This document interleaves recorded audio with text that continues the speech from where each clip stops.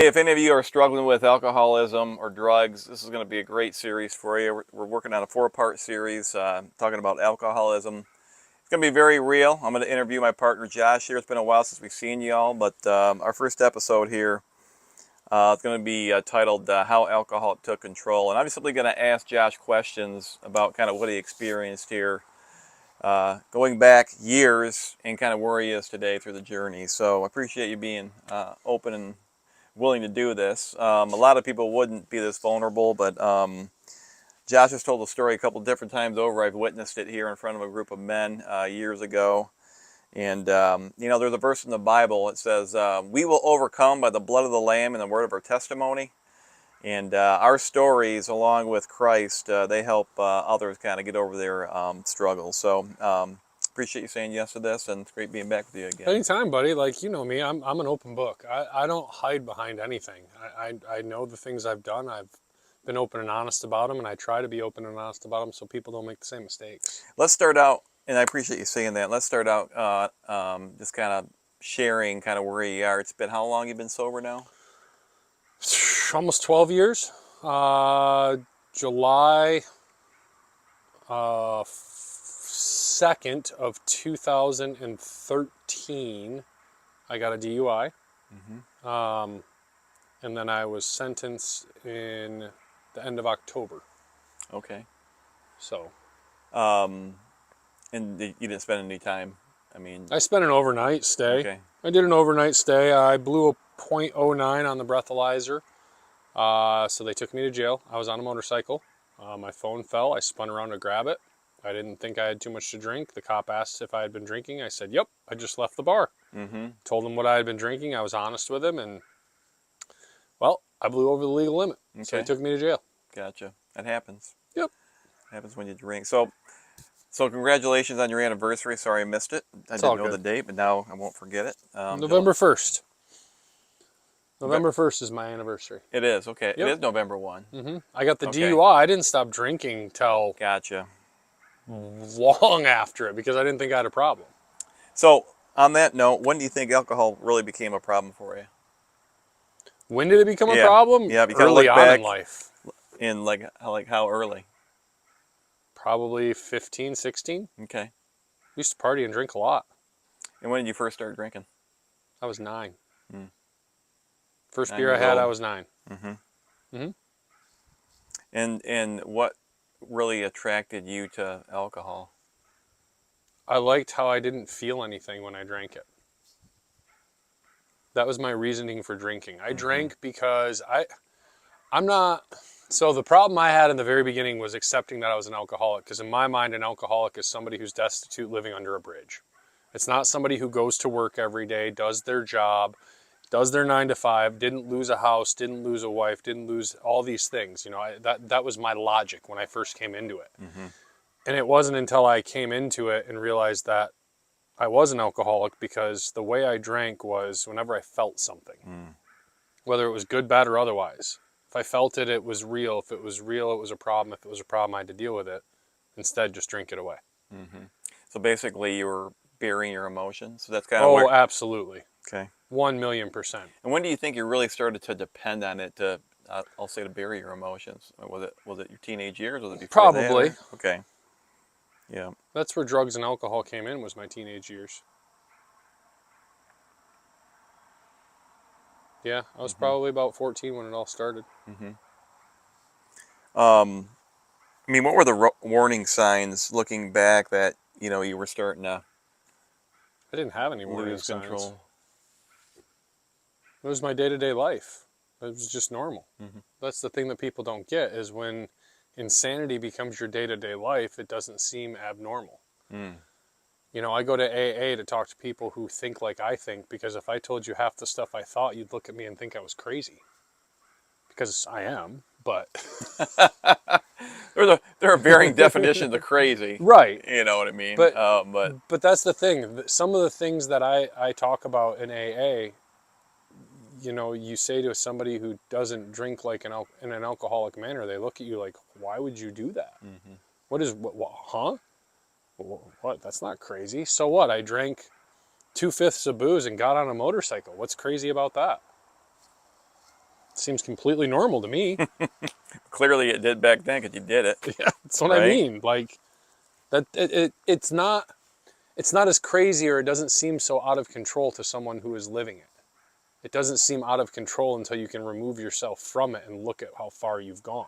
So on that note, so when you can look at how far you've gone, what were you telling yourself that kind of kept you in the drinking mode? What lies were you telling yourself back I wasn't then? telling myself anything. That was the problem.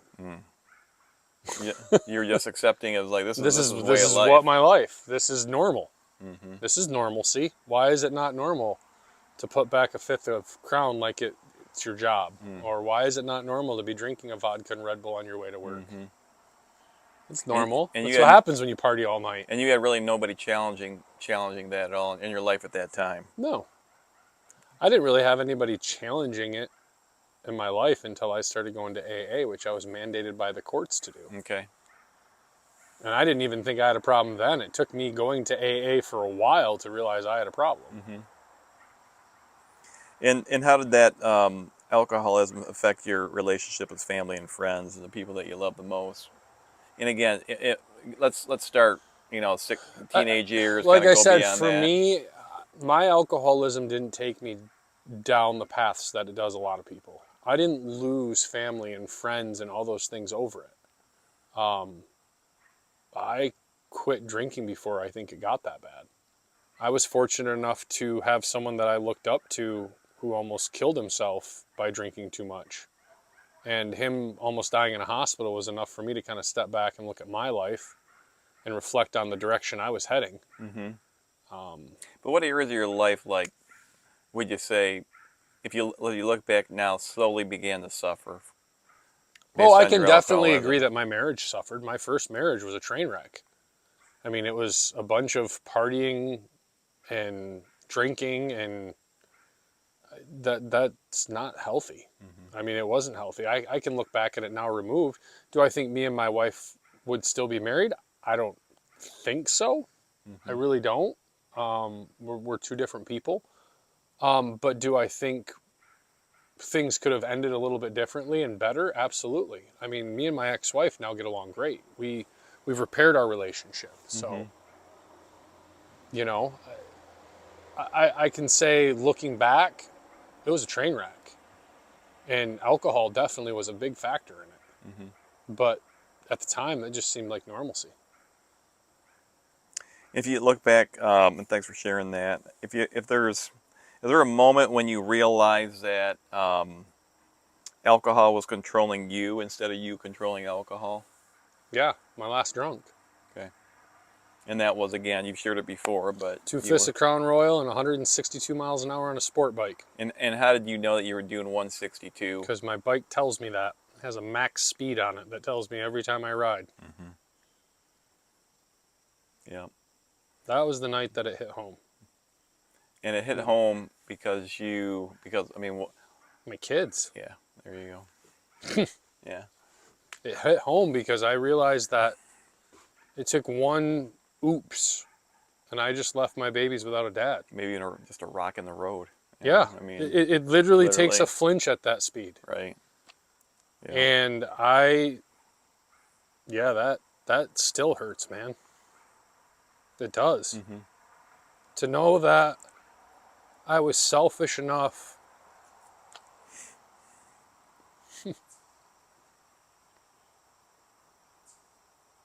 To know that I was selfish enough to put my needs and wants before my children having a father.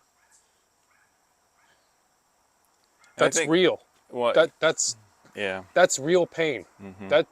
That's a realization that here I am 12 years removed from it and it still gets me. Hmm. Every Well, time I put thought into it, it gets me.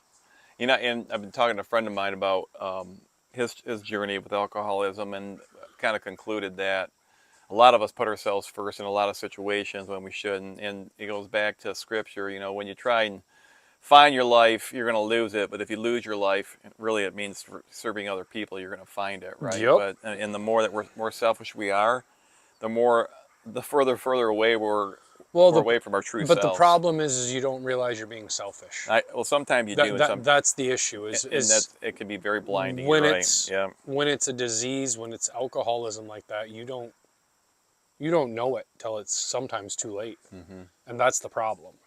And people seem to think that it's just, oh, it's not a disease, you can stop it. You can, but it's not easy. Yeah. When it becomes a permanent part of your life and it's a permanent fixture that, hey, I come home and I crack a beer every day at 5 o'clock. That becomes a permanent fixture. When you stop doing that, your body has natural bad reactions. And that's the thing that people don't get too. You know, I've had people argue, well, I have an eating addiction, and that's different. You have to have food to survive. Yeah, I realize that. And my body tells me I have to have alcohol to survive. That's what you don't understand. That without alcohol in my system, my body wants to shut down and not work. Like, those are the points it gets to for people. Right. It's not as simple as just, oh, I can't drink. It's, I can't drink.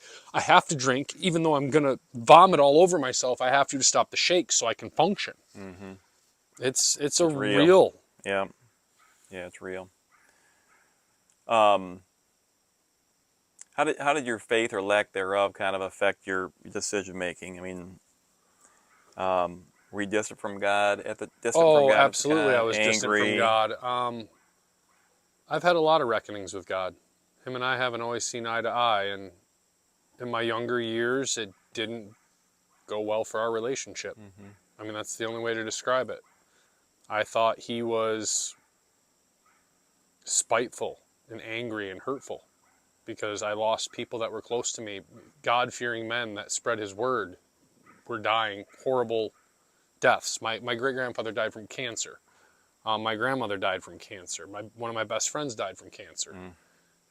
So to see people like that wither away to nothing and try to believe that there's a God and there's a purpose behind that, I just didn't understand that. I couldn't wrap my head around it, so I didn't believe in him. That's facts. I started getting closer again when I went through my divorce. But again, it wasn't the same as the relationship I have now. Gotcha.